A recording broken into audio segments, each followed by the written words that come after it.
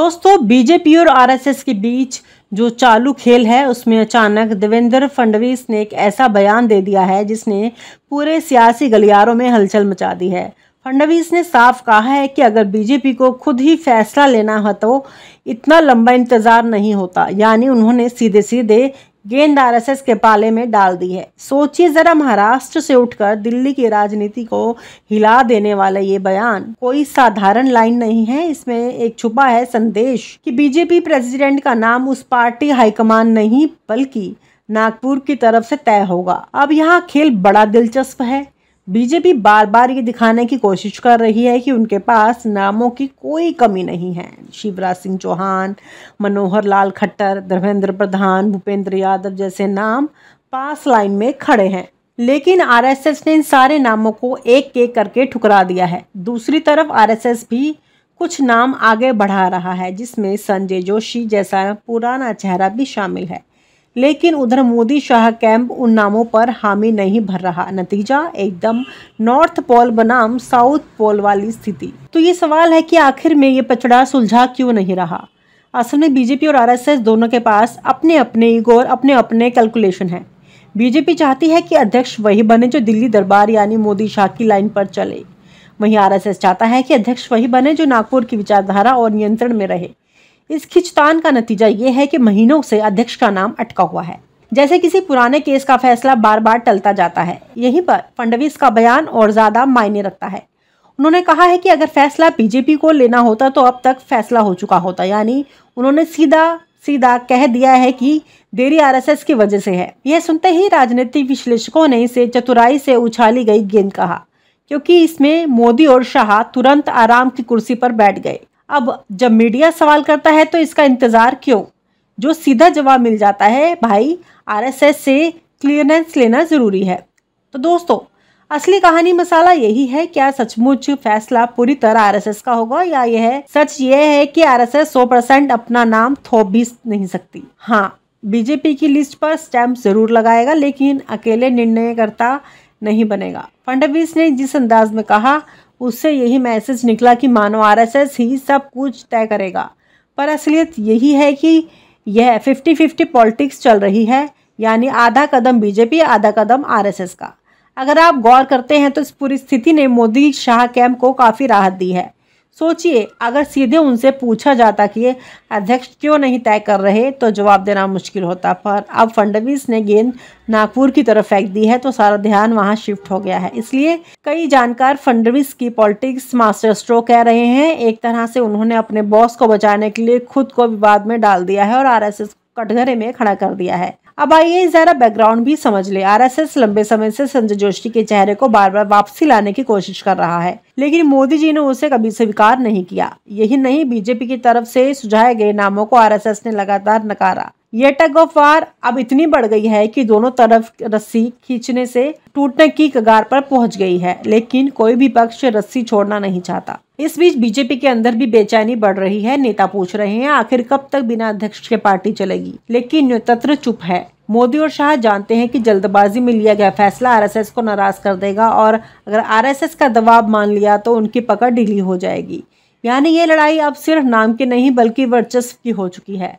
फडणवीस का बयान इसी वर्चस्व की लड़ाई में साउंड बाइट बम की तरह गिरा है। उन्होंने कहा तो बस इतना ही कि बीजेपी अकेले फैसला करती तो देर ना लगती, लेकिन असल में उन्होंने एक नई डिबेट छेड़ दी है। क्या बीजेपी अब आरएसएस की कठपुतली बन चुकी है? क्या पार्टी अध्यक्ष का चुनाव अब मोदी शाह तक नहीं बल्कि नागपुर के इशारे पर होगा? और अगर ऐसा होता है तो मोदी के सबका साथ सबका विकास वाले नारे का क्या हुआ? बिहार चुनाव के बाद भी इस पर कोई ठोस कदम उठने की उम्मीद है, यानी तब तक इंतजार, सस्पेंस और अटकलबाजी जारी होगी। लेकिन इतना तय है कि देवेंद्र फडणवीस ने जो चिंगारी लगाई है उसने बीजेपी और आरएसएस के रिश्तों की असली दरार को सबके सामने ला दिया है।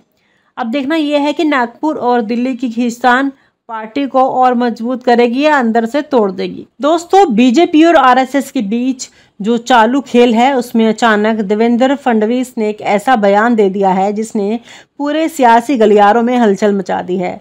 फडणवीस ने साफ कहा है कि अगर बीजेपी को खुद ही फैसला लेना हो तो इतना लंबा इंतजार नहीं होता। यानी उन्होंने सीधे सीधे गेंद आरएसएस के पाले में डाल दी है। सोचिए जरा, महाराष्ट्र से उठकर दिल्ली की राजनीति को हिला देने वाला ये बयान कोई साधारण लाइन नहीं है। इसमें एक छुपा है संदेश कि बीजेपी प्रेसिडेंट का नाम उस पार्टी हाईकमान नहीं बल्कि नागपुर की तरफ से तय होगा। अब यहाँ खेल बड़ा दिलचस्प है।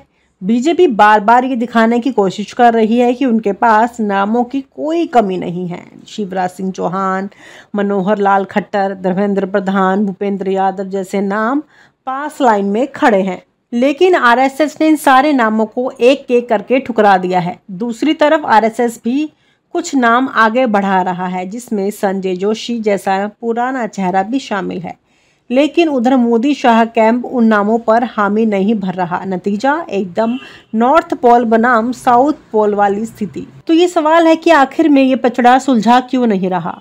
असल में बीजेपी और आरएसएस दोनों के पास अपने अपने ईगो और अपने अपने कैलकुलेशन है। बीजेपी चाहती है कि अध्यक्ष वही बने जो दिल्ली दरबार यानी मोदी शाह की लाइन पर चले, वहीं आरएसएस चाहता है कि अध्यक्ष वही बने जो नागपुर की विचारधारा और नियंत्रण में रहे। इस खिंचतान का नतीजा ये है कि महीनों से अध्यक्ष का नाम अटका हुआ है, जैसे किसी पुराने केस का फैसला बार बार टलता जाता है। यहीं पर फडणवीस का बयान और ज्यादा मायने रखता है।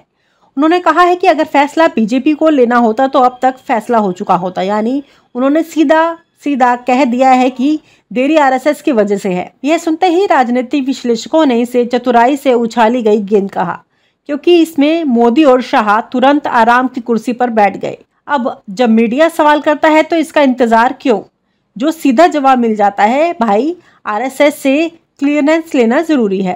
तो दोस्तों, असली कहानी मसाला यही है, क्या सचमुच फैसला पूरी तरह आरएसएस का होगा या यह सच ये है कि आरएसएस 100% अपना नाम थोप भी नहीं सकती। हाँ, बीजेपी की लिस्ट पर स्टैंप जरूर लगाएगा, लेकिन अकेले निर्णयकर्ता नहीं बनेगा। फडणवीस ने जिस अंदाज में कहा उससे यही मैसेज निकला कि मानो आरएसएस ही सब कुछ तय करेगा, पर असलियत यही है कि यह 50-50 पॉलिटिक्स चल रही है, यानी आधा कदम बीजेपी आधा कदम आरएसएस का। अगर आप गौर करते हैं तो इस पूरी स्थिति ने मोदी शाह कैंप को काफी राहत दी है। सोचिए, अगर सीधे उनसे पूछा जाता कि अध्यक्ष क्यों नहीं तय कर रहे तो जवाब देना मुश्किल होता, पर अब फडणवीस ने गेंद नागपुर की तरफ फेंक दी है तो सारा ध्यान वहां शिफ्ट हो गया है। इसलिए कई जानकार फडणवीस की पॉलिटिक्स मास्टर स्ट्रोक कह रहे हैं। एक तरह से उन्होंने अपने बॉस को बचाने के लिए खुद को विवाद में डाल दिया है और आरएसएस कटघरे में खड़ा कर दिया है। अब आइए जरा बैकग्राउंड भी समझ ले। आरएसएस लंबे समय से संजय जोशी के चेहरे को बार बार वापसी लाने की कोशिश कर रहा है, लेकिन मोदी जी ने उसे कभी स्वीकार नहीं किया। यही नहीं, बीजेपी की तरफ से सुझाए गए नामों को आरएसएस ने लगातार नकारा। यह टग ऑफ वार अब इतनी बढ़ गई है कि दोनों तरफ रस्सी खींचने से टूटने की कगार पर पहुंच गई है, लेकिन कोई भी पक्ष रस्सी छोड़ना नहीं चाहता। इस बीच बीजेपी के अंदर भी बेचैनी बढ़ रही है। नेता पूछ रहे हैं आखिर कब तक बिना अध्यक्ष के पार्टी चलेगी, लेकिन तंत्र चुप है। मोदी और शाह जानते हैं कि जल्दबाजी में लिया गया फैसला आरएसएस को नाराज कर देगा और अगर आरएसएस का दबाव मान लिया तो उनकी पकड़ ढीली हो जाएगी। यानी ये लड़ाई अब सिर्फ नाम की नहीं बल्कि वर्चस्व की हो चुकी है। फडणवीस का बयान इसी वर्चस्व की लड़ाई में साउंड बाइट बम की तरह गिरा है। उन्होंने कहा तो बस इतना ही कि बीजेपी अकेले फैसला करती तो देर ना लगती, लेकिन असल में उन्होंने एक नई डिबेट छेड़ दी है। क्या बीजेपी अब आरएसएस की कठपुतली बन चुकी है? क्या पार्टी अध्यक्ष का चुनाव अब मोदी शाह तक नहीं बल्कि नागपुर के इशारे पर होगा? और अगर ऐसा होता है तो मोदी के सबका साथ सबका विकास वाले नारे का क्या हुआ? बिहार चुनाव के बाद भी इस पर कोई ठोस कदम उठने की उम्मीद है, यानी तब तक इंतजार, सस्पेंस और अटकलबाजी जारी होगी। लेकिन इतना तय है कि देवेंद्र फडणवीस ने जो चिंगारी लगाई है उसने बीजेपी और आरएसएस के रिश्तों की असली दरार को सबके सामने ला दिया है। अब देखना यह है कि नागपुर और दिल्ली की खींचतान पार्टी को और मजबूत करेगी या अंदर से तोड़ देगी। और आप हमसे जुड़े रहने के लिए सब्सक्राइब करें YouTube पर, फॉलो करें Twitter पर और लाइक करें Facebook पर। और ज्यादा जानकारी के लिए आपको टाइप करना होगा सिर्फ न्यूज़ नशा।